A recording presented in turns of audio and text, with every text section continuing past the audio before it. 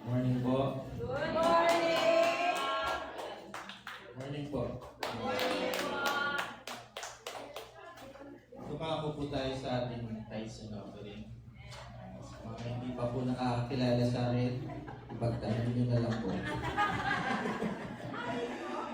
Okay. Alam niyo po ba? Hindi niyo pa alam. Sige po.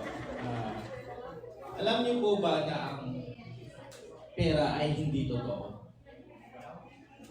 Hindi, totoo. Hindi totoo. Alam niyo po ba na ang pera ay hindi totoo? Ang pera po ay idea. Sabihin niyo po, idea. Idea. Ito po ay idea. Idea po ni Stephen Jobs.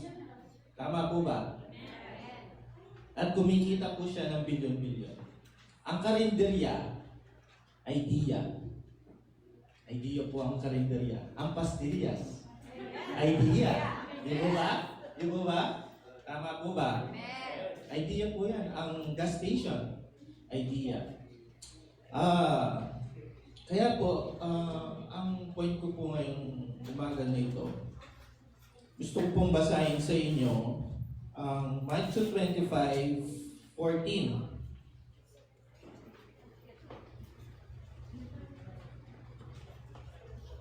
Matthew 25:14, basahin po natin sa Tagalog. Sinabi pa ni Jesus, ang paghahari ng Diyos ay may tutulad sa kwentong ito. May isang taong papunta sa malayong lugar, kaya tinawag niya ang kanyang mga alipin at pinagkatiwala sa kanila ang pera niya. Binigyan niya ang bawat isa ayon sa kanya-kanyang kakayahan magnegosyo.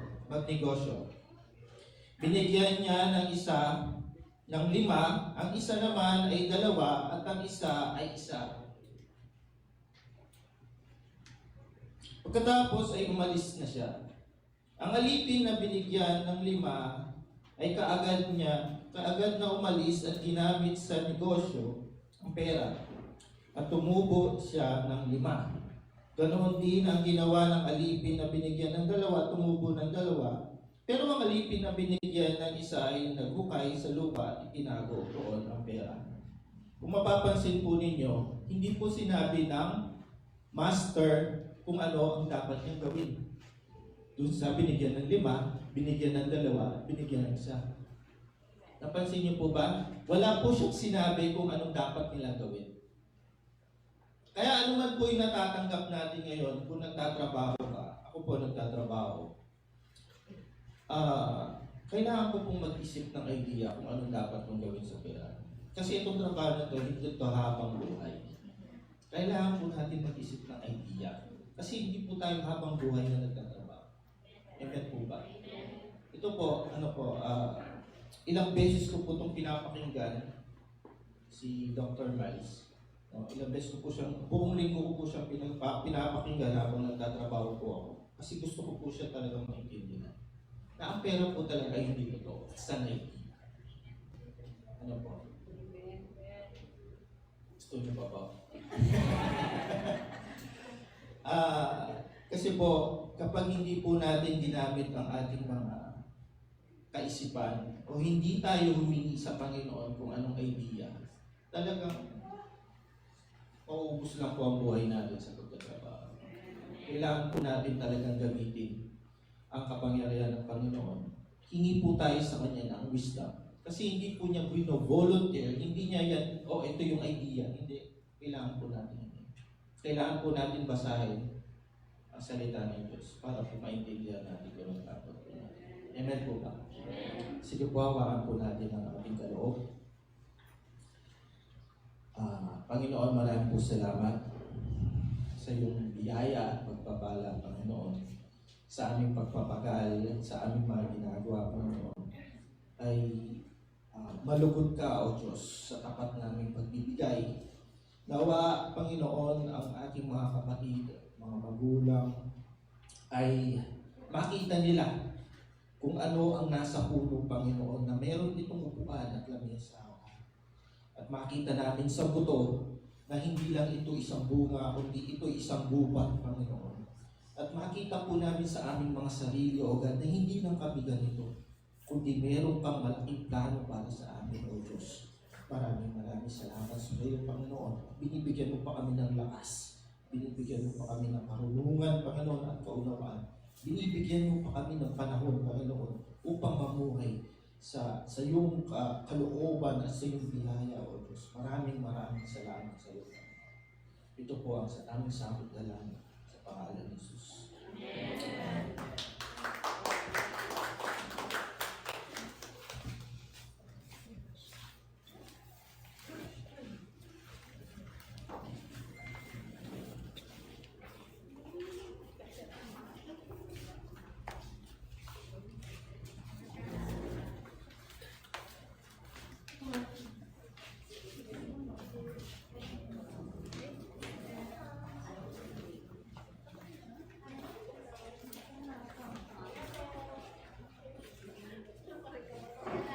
Glory to God.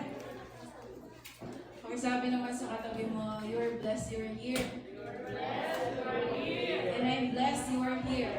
Amen. Sige po, for 30 seconds, pag-pray mo yung katabi mo right now. Just declare good things sa kanya. Pag-pray mo yung nasa left and nasa right now. Come on, just pray for that person right now. Thank you, Lord. Hallelujah. Thank you, Jesus. Thank you, Lord. Salamat. Thank you, Lord. Salamat, Lord. We give you all the glory, Lord. Salamat, Lord. Amen. And amen. Ready na po ba tayong makinig? Amen. Kung nakikita lang po ni Daddy Paul si Abe, siguradong masaya siya. Amen. Glory to God. Gagaling ng mag-preach, eh. Glory to God. Amen. O, tutuligan niya yan ang papag-preach ko. Amen. Okay. Sige po. So, ang ating po pinag-aaralan is the series of 10 commandments. No? Last week, pinag-aaralan natin yung first commandment in Exodus chapter 20, verse 2 hanggang 3. No? Doon po natin nababasa that there is only one God. Amen po? At siya po ang ating priority.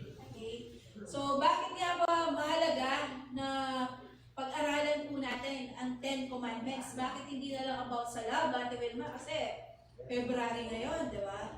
No, alam niyo po, napaka-importante na malaman po natin ang inuutos ng Diyos. No, yung kanyang mga salita. Unang-una kasi ang 10 commandments ay galing mismo sa Diyos. Amen? Siya po ang mismo ang nagsulat sa tablet of stone sa mga batas po na ito. And in the New Testament, inulit na lang po ito, sinamarize sa dalawa, which is to love God and to love people. Kasi kung titignan mo yung 10 commandments, the first 4 laws or commands ay patungkol sa relasyon natin sa Diyos. Okay? Our relation to God, which is ang tawag doon is vertical relationship. At yung natitirang 6 ay patungkol sa paano mo i-manage ang relasyon mo sa iyong kapwa. Okay? So that is the horizontal relationship. Amen? Nakakasunod po ba? Amen. And madalas, akala ng tao, ang utos ay para pigilan ka o bigyan ka ng restriction or rehas. Where in fact, ang batas ng Panginoon ay nandyan para tayo ay proteksyonan. Kagaya ng bakod. Okay? Akala mo, pag nandoon ka sa loob ng bakod, kapag mali ang perspective mo ay pinipigilan ka o kinukulong ka. Pero yung palang bakod is a way to protect us mula sa mga magnanakaw, mula sa mga masasamang loob, or even sa mga, let's say, mga animals. Amen? So, ganun din po ang batas ng Diyos. Pinag-aaralan natin ito upang tayo ay maproteksyonan. Amen? Nakakasunod po. No? And kapatid, ito po yung maganda muna nating maintindihan before natin itackle yung ating lesson ngayong umaga nito. Hindi po tayo sumusunod para mahalin tayo ng Diyos. Amen? Sumusunod po tayo dahil mahal na tayo ng Diyos. ito lang, ang pagsunod lang po natin is a form of gratitude dahil sa pagmamahal ng Panginoon. Yes? No? Kaya, kung titignan mo, isipin po natin yung sanggol. Okay?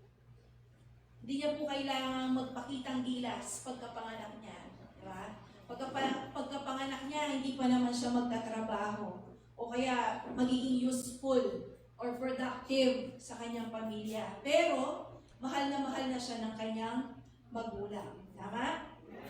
Mahal siya dahil siya po ay anak. Amen. Ganon din po tayo sa paningin ng Diyos. Amen. Wala kang kayang gawin na magpapadagdag ng pagmamahal ng Diyos sa iyo. Wala ka rin kayang gawin na magpapabawas ng pagmamahal ng Diyos. Amen. Kaya po ngayon, pinag-aaralan natin ang commandments ng God para po tayo ay makasunod dahil tinanggap na natin ang pagmamahal ng Diyos. Amen? Let's pray. Lord, tulungan niyo po kaming maintindihan ang plano mo sa amin, sa aming buhay. Lord, tulungan mo kaming magkaroon ng fertile heart na makaka-receive ng revelation sa iyo ngayong umagang ito. And I pray, hindi po namin ma-miss ang dahilan bakit kami nandito sa lugar na ito. I pray, Lord, na kayo po ang patuloy na mangusap sa bawat isa. Holy Spirit, kayo po ang aming dakilang tagapagturo. And only you, God, can change us through your words, through your mighty power, Lord. Kaya, Panginoon, I pray, hindi po kami lalabas sa lugar na ito na parehas pa din. Gawin mo ang nais mo sa bawat isa sa amin, Panginoon. And let your kingdom come, and let your will be done. In Jesus' name, we pray. Amen and amen. Meron po akong kwento sa inyo. Meron pong dalawang magkapatid. Sila po ay anak ng isang hari na napakayaman at napakamakapangyarihan. Ngayon, isang araw, iniwan po sila ng hari at pinagbilinan na sila na ang bahalang mamahala doon sa kanilang palasyo at doon sa kanilang estate kasi pupunta siya sa isang lugar at meron po siyang gagawin na iba. Ang unang anak po is, ang tingin niya sa kanyang ama is isang mabagsik na judge. And then, dahil ganun po ang tingin niya sa kanyang ama, yung buhay niya ay puno ng anxiety o pagkabahala. Nagtatrabaho po siya hanggang mapagod, even scrubbing the floors hanggang magkasugat-sugat na ang kanyang mga kamay. Hindi dahil nangingibabaw ang pagmamahal niya sa kanyang amang hari, kung hindi dahil takot siyang mapalayas sa palasyo ng hari. Alam niyo anong naging resulta ng ganun po niyang pag-iisip? Naging po siyang mapanghusga sa iba. Kapag hindi ka gumagawa, siya ay nagagalit sa iyo. Lagi po siyang pagod at mainitin ang ulo niya. At hindi niya na-enjoy kung ano ang nandoon sa palasyo. Dahil ang pakiramdam niya, hindi siya karapat dapat. Sa kabilang banda naman, yung ikalawang anak ng hari, ang tingin naman niya sa kanyang ama ay isang mapagmahal na hari or provider. Hindi po kagaya ng presidente ang hari, siya ang bahala sa kanyang mga nasasakupan. So para sa anak na ito, ang utos ng ama niya nung iniwan sila is hindi para sila ay bantayan na kung kailan sila magkakamali. Para sa kanya, yun po ay proteksyon o pagtitiwala ng kanyang ama. Okay. So, nagtrabaho din itong pangalawang anak na ito. Pero, ang kanyang motivation is pasasalamat sa kanyang amang hari. Inalagaan niya ang palasyo, ang lupain na pinagkatiwala sa kanya dahil proud na proud siyang maging parte ng pamilya ng mahal na hari. Kapag nagkakamali siya, hindi po siya nagtatago. Tumatakbo siya agad sa mahal na hari at humihingi ng tulong. At ang kanyang naging buhay ay puno ng kapayapaan. Matapang po siyang sumusubok ng mga bagong bagay at mabait siya sa lahat dahil wala siyang stress and anxiety. Namuhay po siya bilang anak at hindi bilang isang katulong, hindi gaya ng kanyang kuya. Kapatid, our lesson for today is how to know God. Kasi alam niyo po, how you view God, paano mo tinitignan, paano mo kilala ang Diyos, will dictate, yan ang magdidikta kung paano ka mamumuhay. Paano yun, Ate Wilma? Kung ang isang tao ay namumuhay na naniniwala na walang Diyos, paano ang kanyang magiging buhay? Okay? Ito yung magiging walang kahulugan. Bakit? Kasi naniniwala siya na pagpikit ng mata niya, wala na, magiging abo lang siya. There's total darkness na. Okay? When someone believes that there's no God, mabubuhay din sila na unstable. Bakit? Sila ang Diyos, sila. Depende sa kanilang pakiramdam ang magiging basihan o prinsipyo nila ng tama o mali. Because they believe that there is no God. Amen? Kung naman naniniwala ka na maliit ang Diyos, mabubuhay ka ng puno ng takot. Bakit? Dahil pag meron po dumating na problema, maiisip mo kagad na mas malaki ang problema kaysa sa Diyos. Amen? O kaya naman kung ang tingin mo sa Diyos ay boss, ikaw na siguro ang Kristiyanong pinakapagod at burnout. Dahil ang lagi mong iisipin is i-bless ka lang ng Panginoon if you did a good job. Amen? Mamahalin ka lang, magiging importante ka lang kapag meron kang ginawang mabuti. Amen? At iba naman, mga tao, ang tingin nila sa Diyos ay vending machine. Kapag ang tingin mo sa Diyos ay vending machine, lagi kang mapufrustrate. Sasabihin mo, nag-pray naman ako, nagsimba naman ako, sumunod naman ako, bakit walang nangyayari sa aking buhay? Kaya po ang topic natin ngayong umagang ito is how to know God. Kapag wala po tayong tamang konsepto at tamang pagkakilala sa Diyos na kinukwento ng Biblia, kanya-kanya po tayong galaw. Kanya-kanya po tayong pagsisikap. Amen? Kaya po yung introduction ko kanina is, hindi mo kayang dagdagan at bawasan ang pag-ibig ng Panginoon sa iyo dahil lamang sumunod ka o nakasaway sa 10 utos niya. Amen? Amen. So, punta po tayo sa ating key text. Second commandment of God. It is written in Exodus 20, verse 4 hanggang 6. Basahin ko po muna sa English before we transition to Tagalog. Sabi pong ganyan, you must not make for yourself an idol. Or sabi sa katabi mo, idol. Of any kind. Or an image of anything in the heavens, or on the earth, or in the sea. You must not bow down to them, or worship them. For I, the Lord your God, am a jealous God, who will not tolerate your affection for any other gods. I lay the sins of the parents upon their children. The entire family is affected, even children in the 3rd and 4th generations of those who reject me. But I lavish my unfailing love for 1,000 generations on those who love me and obey my commands. Sa Tagalog, huwag kayong gagawa ng mga Diyos-Diyosan na anyo ng anumang bagay sa langit, sa lupa, o sa tubig. Huwag ninyo itong paglilingkuran o sasambahin.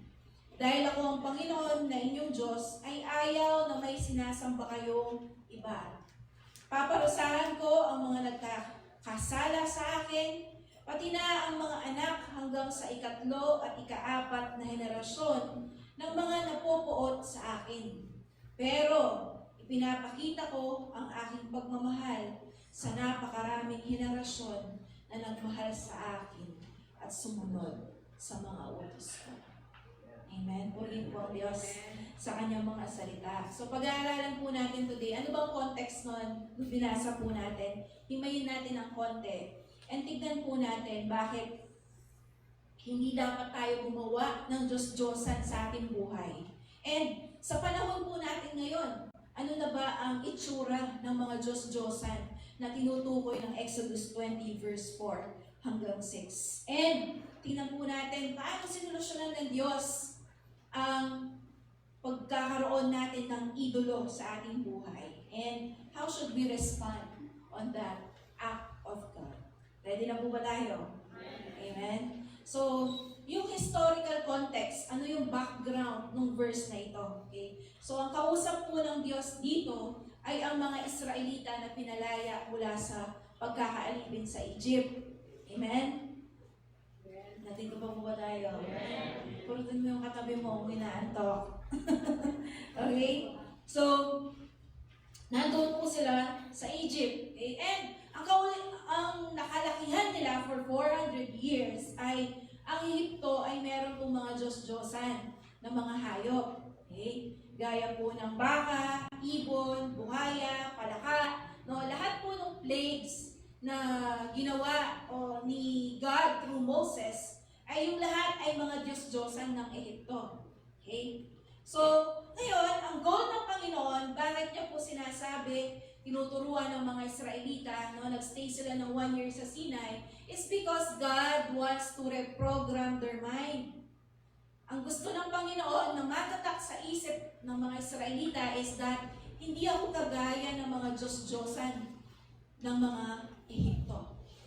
Amen? Kaya sabi po niya dito sa Exodus 20, verse 4 to 6 is, huwag kayong gagawa ng mga Diyos-Diyosan na anumang anyo ng anumang bagay dito sa langit o sa lupa o sa dagat man. Amen? And alam niyo po, in the Old Testament, sa kanilang kinaugalian, meron pong tinatawag na teraphim. Okay? O yung household gods. Okay? Ano yung teraphim, Ate Wilma? Napaka-technical mo naman. Okay? Yung teraphim ay mga nililok na kahoy na pwede mong ibulsa. Okay? So, ito yung mga maliliit na parang figurine na kanilang ginagawa, na sinasamba ng mga naunang panahon. Okay? So, ginagamit po ito sa panghuhula. Okay? At naniniwala po sila na kapag dala-dala mo yung teraphim, yung household gods ninyo, is that ito yung magbibigay sa iyo ng swerte at gabay sa iyong pamilya. Okay, so that's what is teraphim. Okay, so makikita natin yung household gods doon sa kwento ni Rachel. Okay, di ba nung pagkatapos ng maglingkod ni Jacob sa kanya, niloko na siya ng kanyang father-in-law na si Laban, nag-decide sila na tumakas na mula sa puder ni Laban. Okay, so nung pagtakas nila, si Rachel na anak ni Laban, kinuha niya yung household gods nila. Okay, na hindi alam ng kanyang ama at ng kanyang asawa. At nung habulin sila ni Laban, no, kasi after 3 days pa lang, dahil pumunta siya sa kanyang mga hayop, may kailo. Nantali ako do balak ring ship do, excess skin.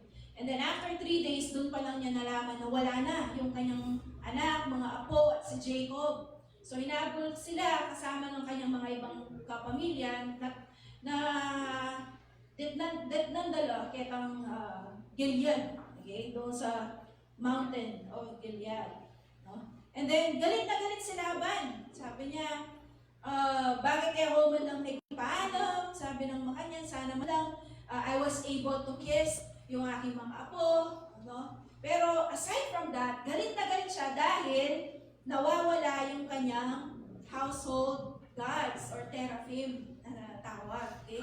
And then, hinalugog, di ba? Yung mga tent, no? Sabi ni Jacob, wala Wala kaming kinukuha na Diyos-Diyosan mo, ganyan. No? And then, hindi alam ni Laban, yung palang mga household gods is inilagay doon sa ilalim ng upuan ni Rachel. Amen, nakasunod po. Okay, kasi, ang thinking ni Rachel is that yung gods, household gods nila, yun ang gagabay, magbe-bless sa kanila on their journey. Amen?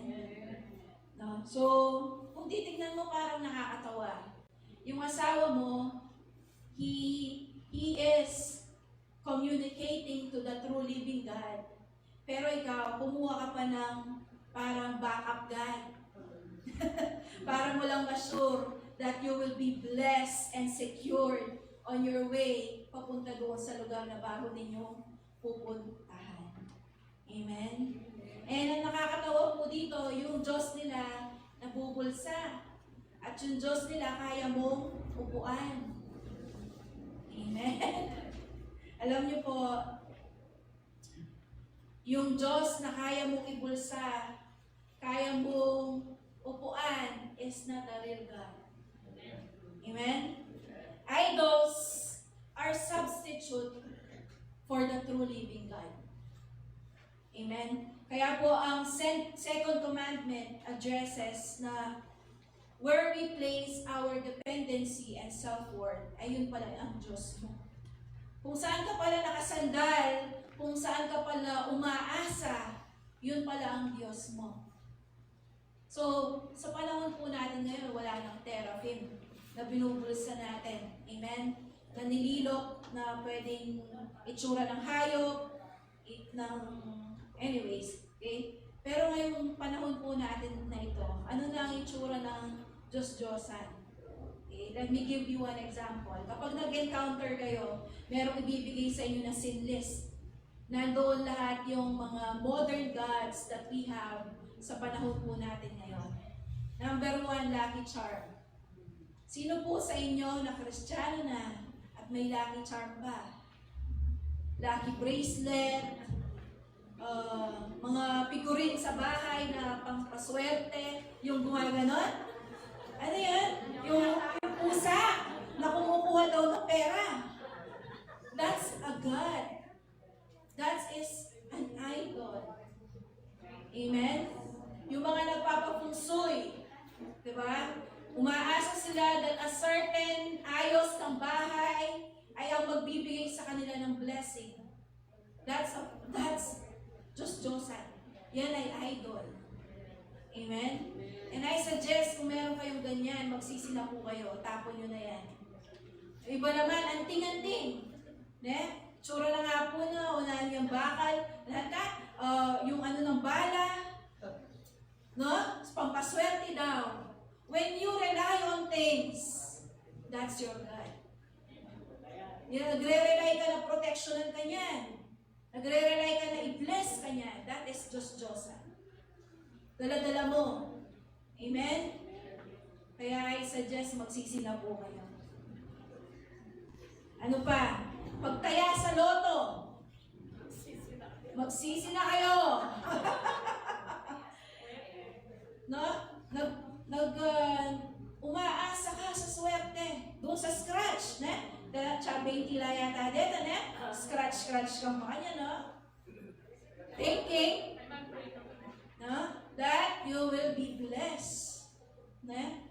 Apo, sabi nga ni Tita Mel, pag pipray mo pa, Lord, i-bless mo ako. Ba't kayo i-bless ni God?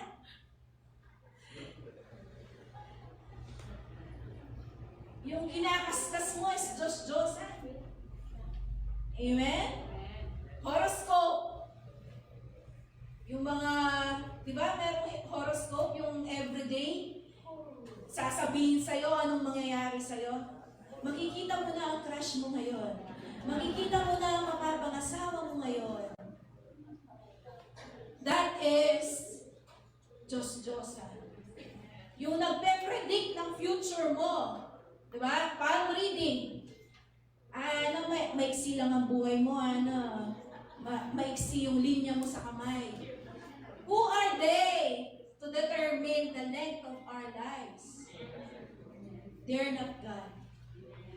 Pero ikaw, na naniniwala sa hula, sumasamba ka sa Diyos-Diyosan. Yung mga cards, tarot cards, ha? Nakakita ng parang kamatayan. Mag-ingat ka. Pahamak ka, maaksidente ka. That is Diyos-Diyosan. Amen. Ano pa? Sa mga Pilipino, mga pamahiin. Pag merong umalis, kumakain, ikot mo ang pinggan. As if nakadepende ang kaligtasan natin doon sa pag-ikot ng pinggan. Di ba? O kaya naman, nag-aalay ng mga pagkain sa 20 daw. Sino po yun? Na nag-aalay ng pagkain sa 20 at kung ano mang anyo na. No? Magsisi na kayo. Amen? Di ba? Parang as if ang 20 at ang anumang paniniwala natin, di ba, na siya ang magpo-protect sa atin. We want to appease them. Kaya binibigyan natin ng prutas, bigas, mga kakainin. That's just Diyosan. Amen? Magsisi na po tayo. Amen. O kaya naman, napilay. Pupunta sa nagtatawas, nag-aalbularyo. Maasa ka dun sa papatak-patak. Ay, niya, ang baka niya, no? Kinain na ka, ano? May asog ka, ano? Ketolanda ka, ano? Be delivered in Jesus' name. Amen? That is just Diyosan. Kapag ikaw ay umaasa ng pagpapala, pagprotekta, pagtulong mula sa isang bagay o isang tao aside kay God, that is just Diyosan.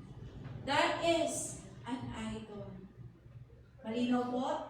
Tignan niyo po ang sinasabi ng Deuteronomy 18, verse 10 to 12. Sino man sa inyo huwag magsusunog ng kanyang anak bilang handog, because in the Old Testament, yung mga pagano, yung mga hindi sumasamba sa tunay na Diyos, ganun ang worship nila.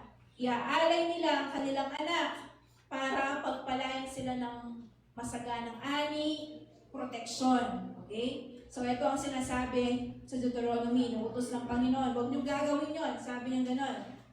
No? So that is the difference of God sa mga Diyos-Diyosan. Sabi niya, huwag kayong manghuhula. Huwag gagawin ang ginagawa ng mga manghuhula, ng mga mananawas, at ng mga sumasangguni sa mga espiritu ng namatay. Kaya yung spirit of the glass, that is also a no-no. Sino mang gumagawa ng alinman sa mga ito ay, sabay-sabay tayong basahin, sukulang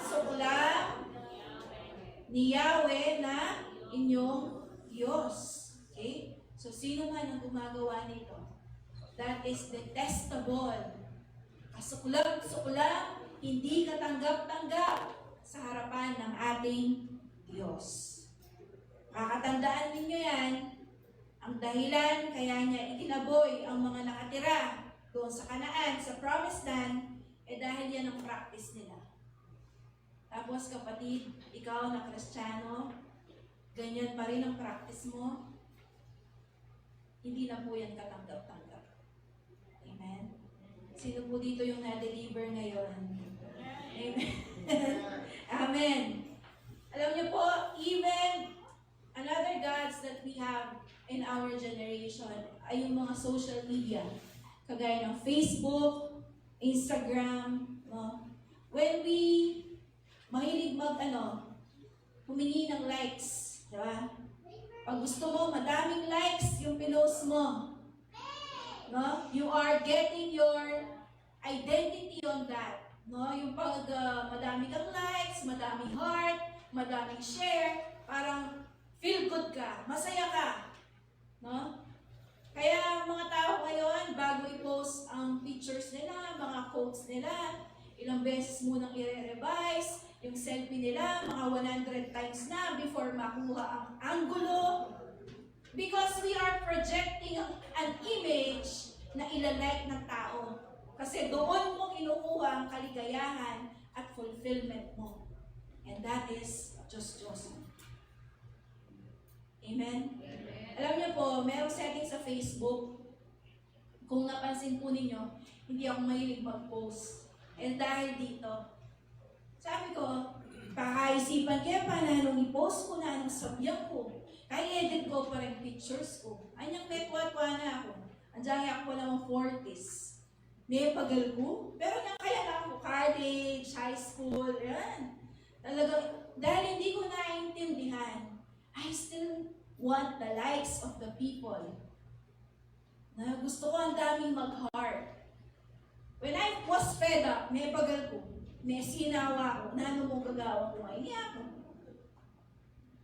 Merong setting sa Facebook na hindi mo malalaman ilan ang nag-like sa post mo. Ganun ang setting ng Facebook ko.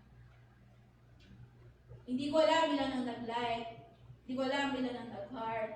Because I want to avoid getting validation and approval to many people. Amen? Dahil ang approval po natin dapat ang isisik lang natin ang approval ng Diyos. Amen? Ang dami magpo-post ng kahit itaw na ang singit, itaw na ang dibdib, just to get a like and a heart. Just to get someone to comment, ang ganda mo, sister, ang muscle mo, brother. May kaya yun naman. Wait, yung mga yan, no? Just to get approval. Amen? Meron ngayon, nagbabiral, umiihi sa daan na babae. Adala ng yabo, ay what sabi ko? Makaniling sisikat yung Facebook ako. Mimimiya ay bibidyon yung sarili na. How ridiculous. Our time is right now. Just to get approval and likes. Para lang sumikat. So that's a God. Amen? Ako na po sinabi ngayon ako mag-post. Okay, it's good to post. To post an update. Pero if your heart is just to get, para i-like nila ako, para i-approve nila ako, that's our wrong motivation. Amen?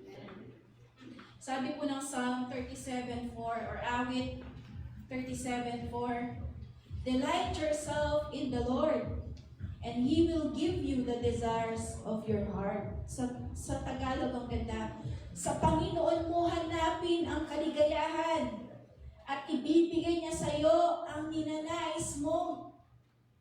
Amen? Kasi kapatid, even in relationships, your spouse, your parents, no, mga kaibigan mo, they cannot satisfy the love that you want.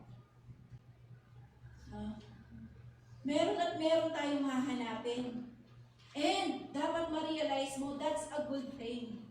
Because the one that can really satisfy us is our God. Amen? Ganun po talaga yon, natural yon. Alam nyo, ang daming nagdi-divorce because of that feeling. Yung, hindi ako masatisfy ng asawa ko. Hindi niya ako kayang mahalin the way that I want. Well, newsflash, ganun po talaga. Because only God can satisfy. Amen? Diba? Yung halimbawa, nung Valentine's, no? Gusto mo, bigyan ka ng bulaklak, pero binili ka lang chocolate. That's a form of expression of love, pero iba pala yung gusto mo. So, hindi ka tuloy satisfied ngayon. Tapos maglalagin ka sa Facebook mo, makikita mo, uy, ang daming bulaklak naman ito. Hindi kasi ako mahal talaga ng asawa ko, hindi siya nag-i-effort. Oh. Amen? Amen. Only God can satisfy. Kaya kapatid, sabi ng Bible, matalino ka kapag sa Diyos mo hinanap ang kaligayahan. Now, is that an excuse para hindi na tayo magmahal? No! Ang sinasabi ko lang is that kailangan maintindihan mo, ganun talaga ang buhay. Amen? That God really designed our hearts na ang magsasatisfy lang sa atin ay ang Panginoon. Amen? Kaya po every time ngayon na magkaka-conflict ka, alam mo na ngayon that God is the one who can satisfy us. Amen? Tuloy po natin. Okay? Nakakasunod po. Inaantok na po ba? Okay. Thank you naman. Okay. So, bakit inutos ng Panginoon na huwag tayong gagawa ng mga Diyos-Diyosan natin? Okay? Meron tatlong danger. Bakit bawal kang gumawa ng Diyos-Diyosan? Okay? So, sabi pong ganyan, God is spirit. No? And we must worship Him in spirit and in truth. Hindi mo pwedeng ikulong ang lumikha ng universe, ng mga galaxy, ng mga planeta sa loob ng isang piraso ng kahoy o bakal o ginto. Amen? Bakit? Number one danger is you are limiting God. No? Para kung, halimbawa, punta ka ng beach, ngayon, hindi nakasama yung kaibigan mo. Gusto mong ipakita sa kanya yung ganda ng beach. Ang gagawin mo, kukuha ka ng maliit na bottle, pwede mo lagyan ng sand and water galing doon sa beach na pinuntahan mo as souvenir. Tama? Ngayon, sasabihin mo, eto yung dagat na pinuntahan ko. Tanong, mali ka ba? Hindi, di ba? Dahil yun naman talaga ang pinuntahan mo dagat, especially if it's a white sand. Amen? Pero mali ka din dahil hindi mo na ipapakita yung ganda ng alon, yung mga nandoon sa dagat na creatures. Amen? Lalo na kung nag-scuba diving ka, nag-helmet diving ka. Amen po? Amen. Parang ganun din po sa Diyos. When we create a carved image, no, pinapaliit mo ang Diyos. Amen? Nakakasunod po ba? Kasi we cannot contain God. Amen? We cannot reduce God into a pocket teraphim na dala-dala mo. Okay? Amen po. And pangalawa na danger is it obscures God's glory. Ibig sabihin, nakatago ang tunay na imahe, ganda at glory ng Panginoon kapag ikaw gumawa ka ng Diyos-Diyosan. Amen? Parang yung sun, pinalitan mo ng light bulb. Ganun ang ginawa mo. You substitute the real thing doon sa counterfeit. Amen? Pangatlong danger is we localize as God. Akala po natin na kaya natin i-contain ang Diyos, no? Kung nandoon siya sa simbahan, na yun, nandoon lang siya. No? Yung kagaya po ng cultural faith na meron tayo, di ba? Yung nakalakihan po natin. No? Ang Diyos, iniilawan natin, imbis na siya yung light of the world. Baliktad. Amen? Imbis na ang Diyos ang nagbubuhat sa atin dahil sa bigat na ating dinadala, tayo ang nagbubuhat sa Diyos. That's wrong. Amen? Kasi mali ang pagkakilala sa Diyos. Binax me, Lord. Amen? Amen. Nakakasunod po. Kaya dangerous na gumawa ka ng Diyos-Diyosan. Sabi po ng 1 Kings 8:27. Pero, sabi ni King Solomon, nung ginawa na niya yung templo ng Diyos, pero sabi niya, dinededicate niya sa tagpo na ito, sabi niya, pero makakapanahanan po ba talaga kayo, O Diyos, dito sa mundo? Ni hindi nga po kayo magkasya kahit sa pinakamataas na langit, dito pa kaya sa templo na ipinatayo ko. Amen. God is not residing on temple made of human hands. Ang Diyos ay gumagawa o tumitira sa templo na ginawa niya. And that is us. Diba? Sabi ng Bible, we are temple of the Holy Spirit. Amen? Hindi po tayo ginawa ng tao kahit nagaling tayo sa ating nanay at sa ating tatay. Amen? ginawa po tayo ng Diyos. Amen. Isaiah 40, sabi pang ganyan, sino ang makakatakal ng tubig sa dagat sa pamamagitan ng kanyang mga palad? O makakasukat ng langit sa pamamagitan ng pagdangkal nito? Sinong makakapaglagay ng lahat ng lupa sa isang lalagyan? O makakapagtimbang ng mga bundok at mga burol? Kaya kanino ninyo maiahambing ang Diyos? O saan ninyo siya maitutulad? Sinabi ng banal na Diyos, kanino nyo ako inahalin tulad? Mayroon bang katulad ko? Wala. Amen? Kaya you should not create a carven image. Amen?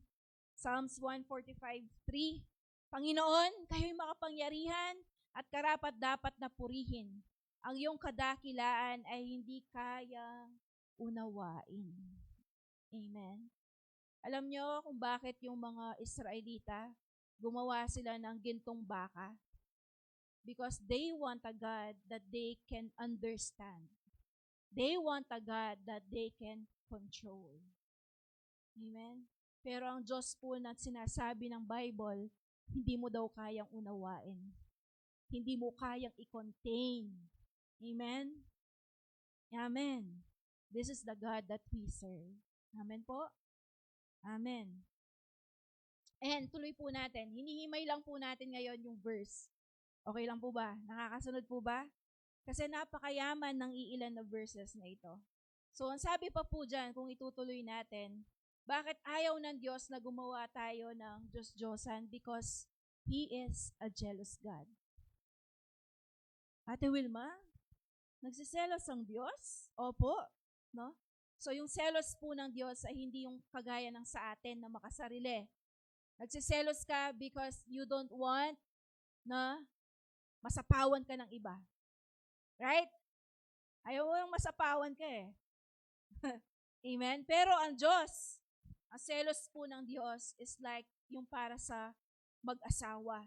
No? Yung mag-asawa has a covenant. No? Imagine, kung doon sa wallpaper ko, makita ni Kuya Abe yung picture niya, pero yung picture din ng idol ko.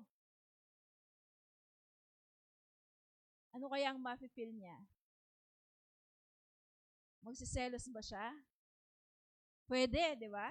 Pwede. O kaya naman, halimbawa, may asawa ka, may boyfriend or girlfriend ka, and then, pag meron siyang problema, imbis na ikaw ang tawagan at lapitan, pupuntan siya doon sa kaibigan mo. Ano kaya ang mararamdaman mo? Selos, right? Amen? Ganon din po ang Diyos. He's there. Bakit ka pumupunta dito for help? God is there. Amen? Bakit ito ang nilalapitan mo kapag ikaw ay may problema? Amen? Kaya nga po, di ba, sa mag-asawa, magtaka ka. Ba? Sa magkarelasyon. Kapag hindi na nagseselos yan, baka wala nang pakialam. Baka hindi ka na mahal. Indifferent na eh. Wala nang selos. Para ang sasabihin niya, bahala ka sa buhay mo. Amen? Alam niyo po, nagseselos ang Diyos dahil mahalaga ka sa Kanya. Amen? Kung hindi ka po mahal ng Diyos, hahayaan ka ba niya sumamba sa kung ano-ano lang? Amen? Pero tayo po ay bride ng Diyos eh. Amen? Tayo po ay bride ng Panginoon. Sabi po ng Ezekiel 16:17, dinidescribe dito kung paanong yung nag-prostitute ka or nag-adultery ka sa Panginoon. Sabi niya sa mga Israelita, ginamit mo rin ang mga pilak at gintong alahas na ibinigay ko sa iyo sa paggawa ng mga lalaking Diyos-Diyosan na sinasamba mo. Kaya para ka na ring nangalunya. Amen? Kota palang pagpalit may Lord, bala mo ka man lalaki ka, man babae ka. Because iniiwanan mo ang iyong asawa who is God. Amen? At ang masaklap, yung pang binigay sa'yo na pagpapala, yun ang ginagamit mo para magkasala. Amen? Sabi pong ganyan ng 2 Corinthians 11:2. Tayo po ngayon, no? Kasi yung kanina is the Israelites. Now in the New Testament, makikita natin ulit yung concept that we are the bride of Christ. But dito, we are just like fiancé muna. Bakit? No, sabi niya ganyan, nakadarama ako para sa inyo ng isang makajos na pagsiselos. Okay? That's what I'm telling you. Hindi siya yung selos na parang kagaya sa atin na selfish. Holy jealousy. Sapagkat kayo'y itinakda kong maging asawa ng isang lalaki, si Kristo, at mahirap ko kayo sa Kanya bilang isang malinis na birhen. Amen? So ang ating pong picture ngayon as church is piniprepare tayo ngayon para sa ating wedding. At sa wedding po natin na yon, mababasa mo in Revelations 19, na sabing ganon, ang ihaharap na bride kay Christ ay walang kulubot, walang dungis. Amen. Kaya po yung paglilinis ng Diyos sa atin, pagpapabanal, we are on process. Amen. Dito na po ako magwawakas. Naintindihan po ninyo yung second commandment. You shall have no other God. That's the first commandment. Second commandment is, huwag kang gagawa ng Diyos-Diyosan. Amen. Amen. Alam niyo po, bakit ayaw, dito na ako magwawakas, bakit ayaw po ng Diyos na gagawa ang mga Israelita ng ng image? Okay? Dahil ang Diyos mismo ang magpo-provide ng kanyang image. Gets niyo po yon? Ayaw ng Diyos gumawa ang mga Israelita ng Diyos-Diyosan dahil mismo ang God the Father ang magbibigay ng image. And who is that? Our Lord Jesus Christ. Amen? Kasi po, sabing ganyan, bakit ipinagbabawal ang anumang ukit o imahe? Kasi daw, kapag gumawa ka ng Diyos-Diyosan, hihinto ka ng maghanap sa tunay na Diyos. You will be contented on that counterfeit God. Amen? Kaya po yung second commandment, no? Sa Colossians 1:15, ang sabi pong ganyan, He is, Jesus, He is the image of the invisible God. Amen? Kaya po insulto sa Panginoon kapag gumawa ka ng Diyos-Diyosan. Amen? Because hindi yan accurate. The only accurate image of God is Jesus Christ. Amen? Kaya ang sagot doon sa tanong na how to know God is when you seek Jesus. Amen? Alam niyo po yung image dito, sa Greek word, ang tawag doon is icon. Icon. Kaya ang spelling is E-I-K-O-N. Doon natin galing ang English na word na icon. Okay? Di ba? Pag sinabing iconic, ibig sabihin, ikaw ay iniidolo. Okay? You are an icon. You are an idol. Okay? Pero sabi dito, Colossians 1:15, Jesus is the icon, image of the invisible God. Amen? Kaya nga po kapatid, bawal ang paggawa ng estatwa ng ating Panginoon. Okay? Yung cultural faith natin, di ba? Sabi nila, hindi, representation lang yan, image lang yan para mas ma-remind kami that ito si Lord. Pero mismo na po ang salita ng Diyos ang nagbabawal sa atin. You should not carve an image. Amen? Kasi sabi pong ganyan, kung gusto mong malaman ang itsura ng Diyos, huwag kang tumingin sa ginto, sa kahoy, o sa bato. Tignan mo si Christ. Amen? How He lived His life, ano ang sinabi niya, anong ginawa niya while He was living. That's the image of God. Amen? Maraming nagko-conflict pag nagbasa ng Old Testament and New Testament. Kasi pag babasahin nila yung lahat ng ginawa ni Yahweh, ganon, parang ang bagsik. And then when you read the New Testament, parang ang bait naman ni Lord. 'Di ba? Mapagpatawad, no? Alam nyo, parang ano lang yan eh, kumpanya. Later on, iano po natin ito, i-discuss ko, yung fear of God. Di ba po, pag ikaw ay boss, o kaya yung ikaw, empleyado ka, mabait ang boss mo, nakakatawa. Una pa lang hindi ba, wala kang magiging parang masyadong respeto sa kanya kasi parang body-body mo lang siya eh. Di ba? You are always laughing, laging nagjo-joke, ganon. So, ito po, interpretation ko lang na what if God showed na siya ay seryoso, strict, just sa Old Testament para seryosohin mo siya. Pero meron naman talagang ibang anggulo ang Diyos, which is pag tinignan mo si Jesus, that is God. Amen? Kagaya mo, nagagalit ka din, nagiging seryoso ka, pero mapagmahal ka. Amen? Kaya wag po kayong malito when you read Old and New Testament na parang iba yata yung God sa Old Testament, malupit. Pero sa New Testament, mapagpatawad, maibigin. Amen? You only have one God. Amen po? And He has a three-person, God the Father, God the Son, and God the Holy Spirit. Amen? Wag po kayong malito doon. Amen?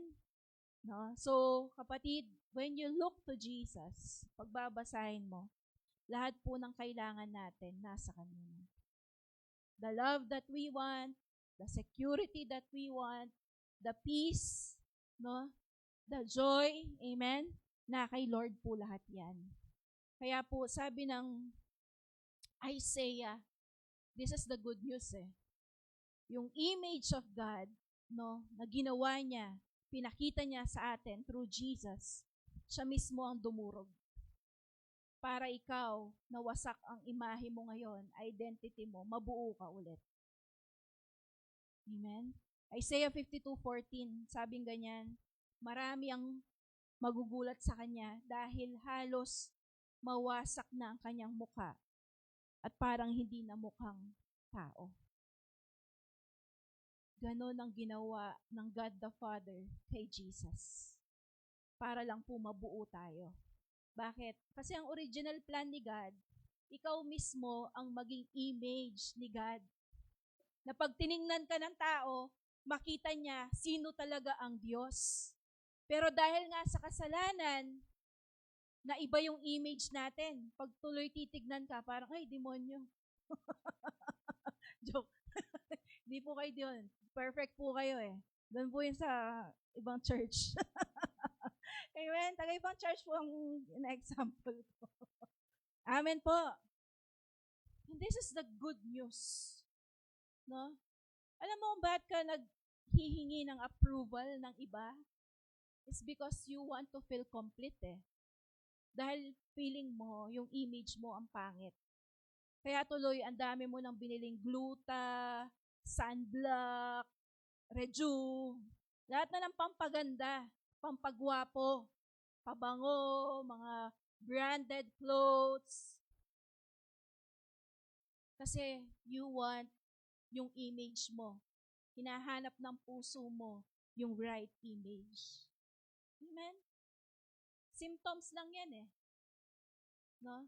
Gusto mong magandang sasakyan because you want your image to look good. Gusto mong maging mayaman because you want your image na nandoon. But here's the good news, mga kapatid. Now that you have accepted Jesus in your life, yung identity mo, si Christ na. Amen? Amen? Wala nang kulang sa atin ngayon. Amen? Yung pong winasak na imahe, who is our Lord Jesus Christ, ginawa yun ng Ama for us to make us whole again. Amen? Kaya, kanino mo hahanapin ang pagiging complete mo? Sa bagay ba? Sa tao ba? Kung hindi, sa Panginoon lang, kapatid. Amen? Wala po tayong kayang i-substitute sa ginawa po ng ating Panginoong Yesus. Amen? Yung pong wasak nating image, di ba ngayon sumisikat yung pag-aaway ni, yung magpapamilya, Yung sa sex bomb, 'di ba? Yung sinabi ni ganon, bawal yung transgender, ganon, you will go to hell, mga ganon. Alam nyo, lahat ng problema on identity, ang root niyan, ang hinahanap niyan, is our Lord Jesus Christ. Amen? Amen? Kaya kapatid, anong kulang ngayon sa buhay mo na pinupunuan po natin ng mga Diyos-Diyosan? The good news is, Jesus can heal that. Amen? Yung ating identity, no? So to know God, you just look to Jesus. Amen? Kasi ang sabi po ng Bible is, 2 Corinthians 3:18. At dahil naalis na yung takip sa ating isipan, sa ating mga mata, nakikita na natin ang kapangyarihan ng Panginoon. Amen? Nung na-born again tayo, talagang nanampalataya tayo sa Panginoon, naalis yung veil. Okay? Ang sabi pong ganyan, at ang kapangyarihang ito ay mula sa Panginoon. Hindi dahil mabuti ka, kapatid. Hindi dahil good job ka, okay? May good works ka.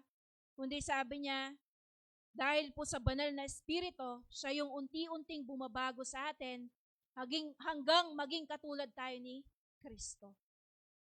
Amen? Kaya kapatid, that's the goal of life eh. Hindi yung maging kagaya ka ng idol mo na artista. Kung hindi ikaw ay maging kamukha ni Kristo. Amen? Remember, He is the icon. He is the image dapat. Siya dapat ang idol mo. Amen? Kasi kapatid, kung ano ang sinasamba mo, yun ang nagiging kamukha mo. Sumamba ka ng pera, magiging cold ka. Magiging greedy ka. Amen? Pero sambahin mo ang Diyos, magiging kamukha ka niya. Amen. Amen po. Kaya po kapatid, how to know God? Look at Jesus. Ito po ang challenge ko sa atin. Bago man lang tayo pumunta ng langit, umuwi kay Lord, basahin mo naman ng cover to cover ang Bible mo. Kung magbabasa ka ng 1 chapter a day, in 3.5 years, tapos mo ang Bible. So kung magbabasa ka ng 2 chapters a day, half of that time, almost 2 years, matatapos mo ang Bible. If you read 4 chapters a day, in 1 year, matatapos mo ang Bible. Sino po dito ang walang Bible? Sino po dito ang may Bible? Binubuksan nyo? Very good. Wala dito ang dusty Bible. Amen? Kaya nga po kapatid, sino po dito yung gusto na, Lord, I want you to heal my self-image. Alam niyo po, nasira, no? Hindi na mukhang tao ang mukha ng ating Panginoong Yesus para po yung ating mga shame, yung ating mga guilt is ma-wash away. Binunot ang kanyang mga balbas, pinagbubugbog siya. Okay, lahat po ng yon ay merong dahilan. Amen? At yun po ay yung katubusan ng ating self-image. Amen? Wala na pong condemnation sa mga anak ng Diyos. Amen po ba? Kaya tayo pong lahat ay tumayo. Kapatid, ito po ang invitation ngayon sa atin ng Panginoon. Number 1 is tanggapin mo ang kanyang forgiveness. 3F. No? Sa bawat oras po na gumawa tayo ng idol sa ating buhay, meron pong kapatawaran ngayon na nakalaan ng Panginoon. Meron kang inuna, meron kang mas minahal kaysa sa Panginoon. It could be a person or a thing, a business or a career. Alam niyo, wala pong lahat masama dyan, basta ilagay mo sa lugar. Amen? At nandito po ngayon, nag-o-offer ang Panginoon ng kapatawaran sa atin. Amen? At ang pangalawang F na invitation ng Panginoon, freedom. Pinapalaya po tayo ngayon ng Panginoon sa lahat ng ating mga Diyos-Diyosan, sa ating mga takot, sa ating pong mga kawalan ng self-confidence, no? Kawalan ng ah, kapayapaan, ano po. And totoo po is, ang Lord lang po ang nagpapalaya sa atin. Kala natin pag mapera ka, malaya ka na sa takot. Pero hindi po yun totoo. Madalas, kapag nagkapera ka, mas lalo kang natatakot kasi ayaw mong mawala na yung pinaghirapan mo, naipon mo. And the Lord right now wants to set us free from all of those gods na ginawa natin sa ating buhay. At ang panghuling F is fulfillment. Alam niyo po, lahat ng idols ay fraud, counterfeit. Kunwari, kagaya ng original, pero hindi naman talaga. So ngayon pong panahon na ito, oras na ito, God wants to give us the real thing. Yung talagang guarantee na hindi ka mabibigo sa buhay ay not because of a lucky charm, anting-anting, o anumang ginawa po natin na nakabase sa swerte. Kung hindi ang Panginoon lang po ang nagbibigay sa atin ng confidence ngayon. Amen. Kaya po, kapatid, di mo na kailangan mag-imbento ng image ng Diyos-Diyosan. Kasi ang Diyos na po ang gumawa ng image for us. At yung imahe ng tunay na Diyos ay namatay, naghirap, muling nabuhay para sa atin. Amen. Para po ibalik yung ganda ng buhay natin. Para ibalik yung kabuuan po natin. Kung ngayon po yung image mo as a father, kung yan ay wasak, God is inviting us right now to receive that image from Him through the finished work of Christ. Kung ikaw ay nanay, asawa, you don't feel confident na you are loved, kulang, ang dami mong hinahanap, now is the time na magpapuno po tayo sa Panginoon. At kung ikaw naman ay napapagal, kasi ang dami mong responsibility, ang daming nakapatong na bigat sa balikat mo, baka dahil panganay ka, responsabling anak ka, now God is inviting us for freedom. Ini-invite tayo ngayon ng Panginoon na maging malaya, kasi anak ka niya, hindi ka niya pababayaan. Kahit na ikaw ay anak, anak ka rin ng Diyos. Kahit na ikaw ay tatay, nanay, you are also a son and daughter of the King. Kaya malaya po tayong lumapit sa Diyos kapag nahihirapan tayo at meron tayong pagsubok sa buhay. Hindi dahil magaling ka, kapatid, hindi dahil masunurin ka, but because mapagmahal lang talaga ang Diyos sa atin. Sabi po ng Bible, nung ikaw ay makasalanan pa, namatay na siya para sa'yo. What more ngayon, kapatid, na nagsisikap kang lumapit sa Diyos? Nung ikaw ay marumi, tinanggap ka na ng Panginoon. Kaya ngayon, kapatid, we can surrender to God, to the real God. Pwede kang sumandal sa Panginoon natin. At hindi na umasa sa swerte, sa mga Diyos-Diyosan. Tayo po ngayon ay manalangin. Suko po natin ngayon sa ating sariling salita, yung ating buhay sa Diyos. Kung meron po tayong pinagdadaanan ngayon, you can also say it to God. Magsumbong ka sa Ama mong nasa langit. Magsumbong ka sa Diyos na kayang i-fulfill yung mga vacant spaces ng puso mo. Hindi sapat ang tao, hindi sapat ang karangyaan para i-fulfill tayo. It's only God. Meron pong vacuum space dyan sa puso mo, God size. No? Kaya kahit anong ilagay mo, kulang pa rin because only God can fulfill that space. Para pong merong nakalagay dyan, reserve. No? Only for God. Kasi siya lang po talagang kayang mag-satisfy sa atin. Kung ikaw ay kabataan, napakapalad mo. Dahil sa maagang edad, na-encounter mo ang Panginoon. Kaya I pray, hindi po natin sayangin ang panahon. Habang tayo ay malakas, alalahanin po natin ang Panginoon. Huwag po tayong gumawa ng sarili po nating Diyos that we can manage, kaya nating ibulsa at dalhin kung saan-saan. Ang Diyos na sinasamba po natin, siya ang ating sinusundan. Kung saan po siya, ay doon po tayo. Kaya right now, just pray to the Lord. Lord, accept Him in your life. Lord, tulungan niyo po ang bawat isa sa amin na magkaroon ng tunay at totoo, tamang pagkakilala sa inyo. Tulungan niyo po kami to fix our eyes on Jesus, to behold the beauty of Christ, and through the power of the Holy Spirit, mabago po ang aming mga imahe at maging kamukha po kami ng aming Panginoong Yesus.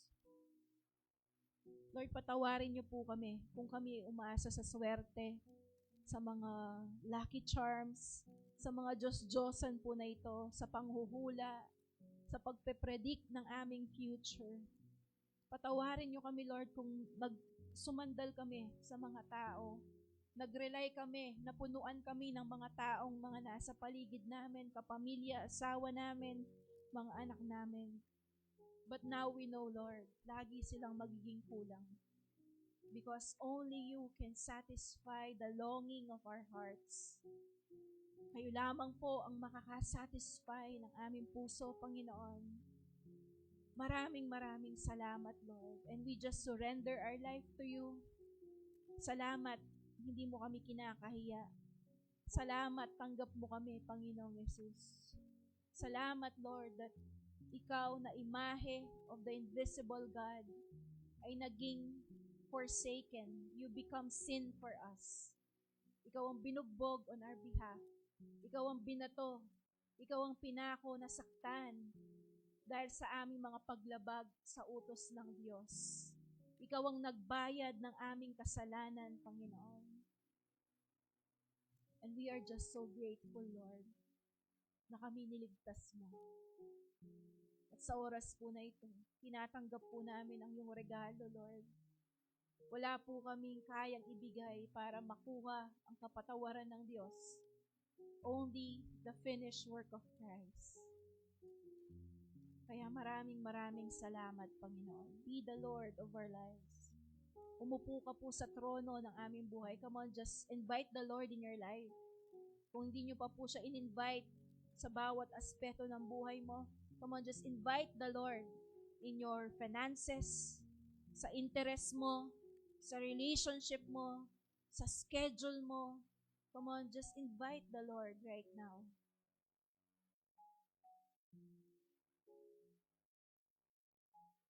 You are God alone. Ikaw lamang ang Diyos, Panginoon. Wala ka pong katulad. Maraming salamat po, Lord. Thank you, God, for your message right now. I pray, Lord, na ang bawat isa sa amin ay tunay na wala nang maging Diyos-Diyosan. At pag uwi namin, Lord, paglabas namin sa lugar na ito, we will throw away all of those things, Lord, na ginawa po namin na Diyos sa buhay namin.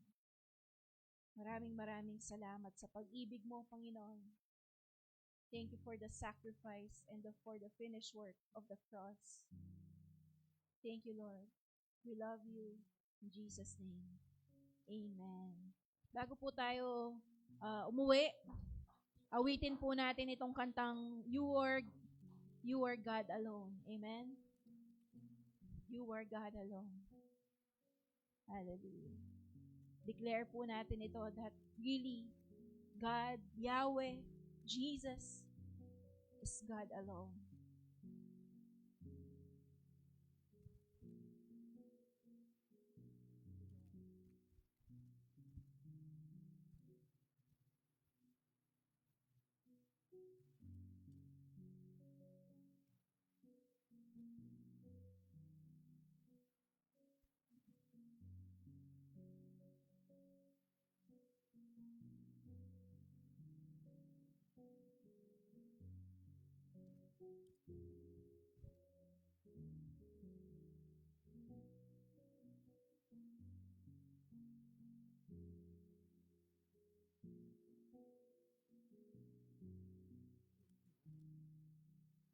Sige po, patuloy po tayong mag-worship sa Lord this morning.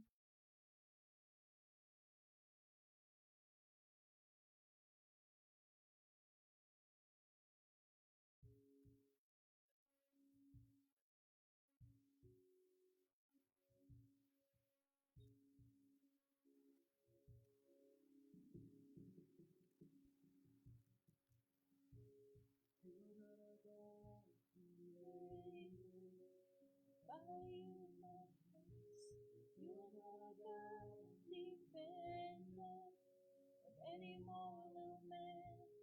You are not a God in need of anything we can give by your plan.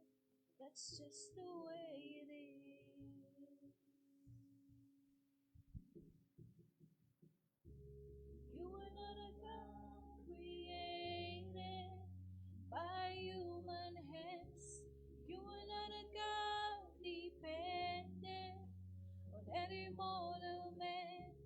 You are not a God in need of anything we can give by your plan. That's just the way it is.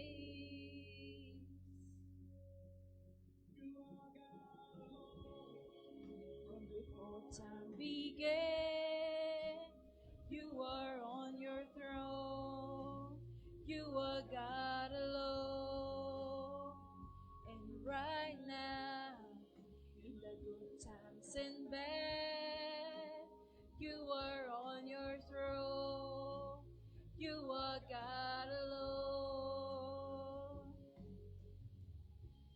You're the only God whose power none can contend. You're the only God whose name and praise will never end. You're the only God who's worthy of anything we can give. You are God, that's just the way it is. You are God alone. From before time began, you are on your throne. You are God alone. And right now, in the good times and bad, you are on your throne. You are God alone. Yes, declare that. Unstoppable, that's what you are. You're unchangeable, unshakable, unstoppable, that's what you are. Yes, Lord. You are on your throne. You are God alone. In the good times and bad, you are on your throne. You are God alone. Yes, God. Unshakable, unstoppable. That's what you are. Hallelujah. Palakpakan po natin si Lord. Amen. In the good times and in bad times, nakaupo pa rin po sa trono ang Panginoon. Amen. Siya pa rin ang Diyos na kayang gumawa sa ating buhay. Amen. Siya po yung unchangeable God. Yung nababasa mong Diyos sa Bible, He's still that God on our time today. Amen. Siya po ay unshakable, hindi nabibigla ang Diyos, hindi nabibigatan ng Diyos sa 8 bilyong katao na nabubuhay ngayon sa panahon natin, na nananalangin, nagdadasal. Kaya lahat pakinggan ng Panginoon. Amen. And He is unstoppable. Sa purpose niya at plano niya sa buhay po natin, hindi kayang pigilan yan. Amen? Ng pagkakaproblema po natin o ano man yan, God will not stop to fulfill the purpose sa buhay po natin. Amen. Kaya palakpakan po natin sa Lord. Kapatid, we must not have other gods, only the God of the Bible. Amen.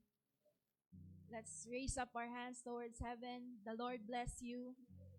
The Lord keep you. The Lord make His face shine upon you. The Lord be gracious unto you. And the Lord gives you favor, peace, and joy. And I pray, ang puso mo ay mag-delight sa Panginoon at ibigay niya ang ninanais ng iyong puso. In Jesus' name, amen and amen.